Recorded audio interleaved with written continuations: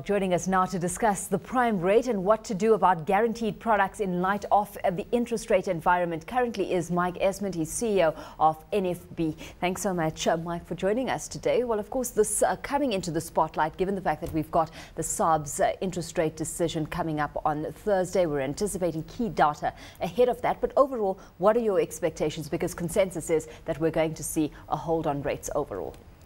Yeah, I think politically it would make a lot of sense to drop rates. Practically, I think a hold is consensus and is probably the likely outcome. But there is a global trend where the consumer is really in trouble.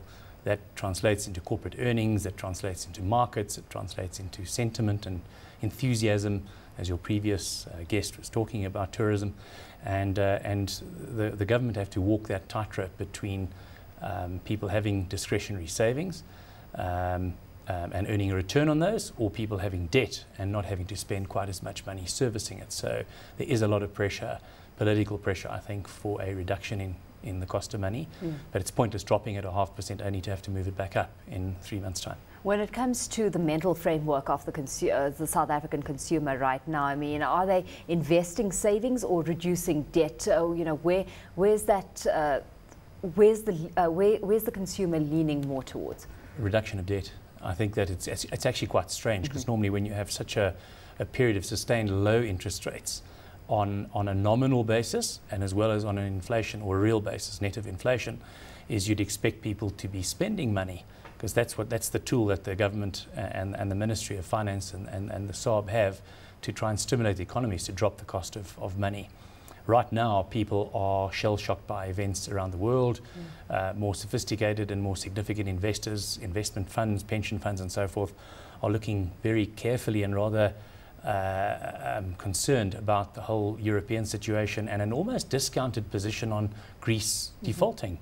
You know, it's kind of, it was a shock. I remember some years ago when the South American countries had a debt standstill and defaulted on their obligations to the World Bank and American financial institutions. That seems to be kind of, well, we're factoring it in. It's priced into the market. Absolutely. So that risk being factored in, does it surprise you, the kind of discipline that we are starting to build, very slowly, but starting to build at least when it comes to saving? Because we know that South Africans haven't been very disciplined when it's come to savings in the past. Yeah, I think any positive move in that territory in a young democracy like we enjoy on one hand, suffer on the other because it's young, we need sophisticated savings and long-term savings to take place. But the audience that you're talking to is not used to doing so, and kind of it's great for the consumer stocks in times when the economy is going and increases in labour cost units and salaries is high and inflation's low, because the consumer will spend money. But right now he's not, and he's not in a position where he or the housewife we heard about just now is planning these fancy holidays. It's buying a new car. Let's rather let this one stretch a year or two.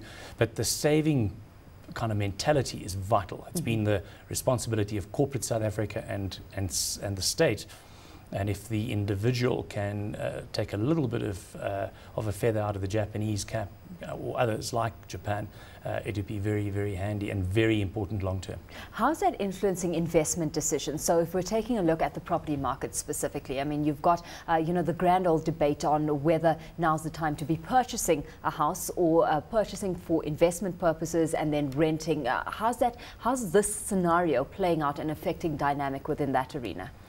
Alishia, I think that people are cautious. However, I guess advice is what's looked for. And I think, I can't remember any long-term sustained period, perhaps with an exception of Japan in the last 15 or so years, where real estate hasn't proven to be an attractive, important asset in a family in any economy. If you look at the South African situation, we have reasonably low and probably sustainably lower interest rates than we experienced in the 80s and early 90s. If that's true, and if the bank lends you an amount of money, it doesn't matter what that amount is, but let's say R500,000 and you're able to borrow another 2 million rands, and the property does pan out over the medium term to be a clever move, you're getting the gain on the full 2.5 million. If you took that same $500,000, which was your deposit into the property, and put that into the markets, trust, you'd only get the return on that amount. But it's not for someone who's going to be employed and then unemployed and sort of employed. You've got to be able to service that debt. If you get a bonus or whatever, bang it into that mortgage because it's safe. It's a safe place to save. Yeah. You know what the return is. Well, talking about safe places to save, I mean, a lot of focus has been placed on guaranteed products as well, and there's lots of debate on whether or not it's warranted, in the current market environment. How do you see guaranteed products in light of the interest rate environment being affected, and whether uptake there is going to be strong or not? That's again comes back to our interest rate positioning. Yeah. Is that if you have a formal mortgage, or rather a prime overdraft rate of 9, and it's going to come down to 8 and then 7 and 6, well, grab a guarantee as quick as you can because it's a function of interest rates. So the higher mortgage, 5-year bonds, typically those guarantees are 5 years and longer. But if you've got a 5-year guarantee, right now at around about 7%, it's an interesting return because if that's wrapped in something tax effective, that's a pre-tax return of almost 12% is what you'd have to be comparing with now. Call rates are 5 and 6 and 4 for lesser deposits. So guarantees could be interesting if we thought the trend was down. If you, however, think it's flat to upward, well, then we're in the bottom of an interest rate cycle, and that's not necessarily the smartest time to be locking your money away for 5 years. Yeah. At the bottom of it wouldn't make sense to do that. Oh, well, thanks so much, Mike, for having joined us this afternoon. We've run out of time, so we're leaving the conversation there. But Mike Estment, CEO of NFB, just running us through some of the investment strategies that are out there that South African consumers need to start employing in the current macroeconomic environment.